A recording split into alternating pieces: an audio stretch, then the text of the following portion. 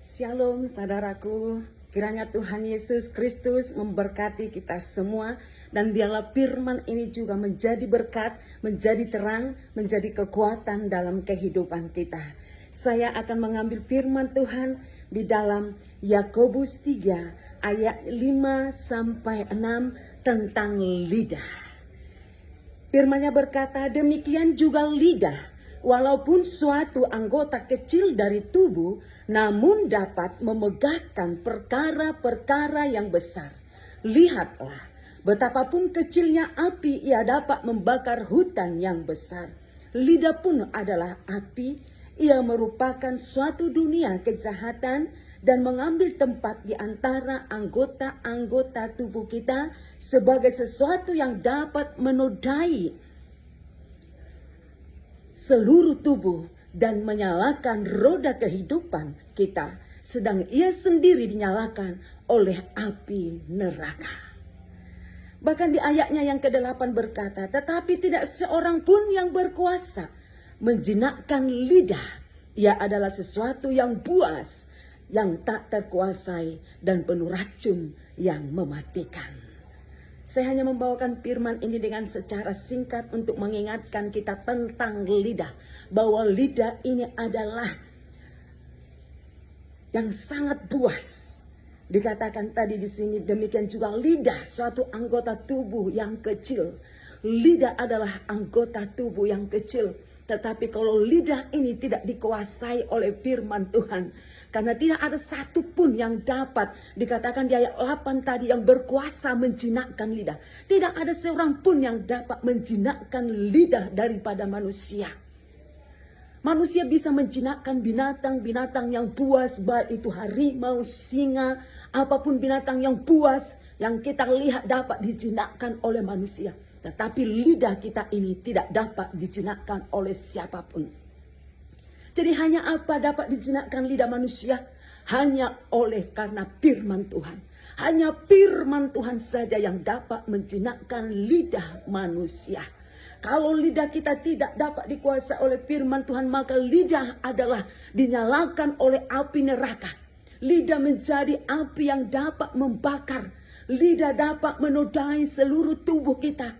Lidah penuh dengan racun yang mematikan. Oleh karena itu kuasai lidah kita dengan membaca firman Tuhan.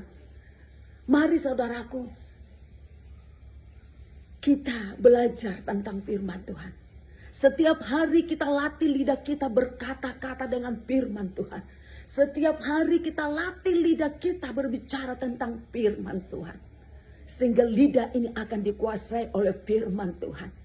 Kolose 3 ayat 8 berkata, menasihati untuk membuang kemarahan, geram, kejahatan, fitnah, dan kata-kata kotor. Kita harus dapat mengendalikan lidah untuk membangun, memberkati, dan memuliakan Tuhan. Serta menjauhi ucapan yang merusak dan menipu. Oleh karena itu, mari kita kuasai lidah kita dengan firman Tuhan. Amsal 15 ayat 4 berkata, lidah yang lembut adalah pohon kehidupan, tetapi lidah yang curang melukai hati. Mari supaya dari lidah kita ini kata-kata yang lembut yang keluar. Yang dikatakan adalah pohon kehidupan. Itu adalah menjadi suatu pohon kehidupan. Lidah kita ini apabila dikuasai oleh firman Tuhan. Tetapi lidah yang curang akan melukai hati sesama kita manusia. Bahkan di dalam Matius 12 ayat 36 ayat sampai 37 berkata, setiap kata-kata yang sia-sia yang diucapkan orang harus dipertanggungjawabkan pada hari penghakiman. Karena menurut perkataanmu engkau akan dibenarkan, dan menurut perkataanmu engkau akan dihukum. Menurut perkataan yang keluar dari lidah mulut bibir kita ini, maka kita akan dibenarkan. Dan menurut perkataan kita yang keluar dari mulut kita, lidah ini, maka kita akan dihukum. Oleh karena itu, perkatakanlah perkataan-perkataan yang membangun, yang memberkati, yang memuliakan nama Tuhan. Dari sumber air yang satu, tidak ada menjadi dua rasa. Tetapi lidah ini Tuhan ciptakan untuk memuliakan, memberkati, bahkan menasehati, menghibur, menguatkan iman percaya seseorang.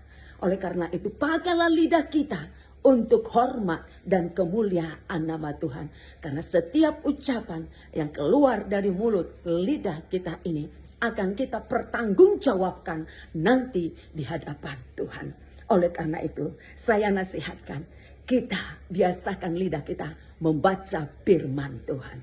Terima kasih saudaraku. Kiranya Tuhan Yesus memberkati dan melindungi setiap orang yang sakit. Tuhan jamah, Tuhan pulihkan dan Tuhan sembuhkan.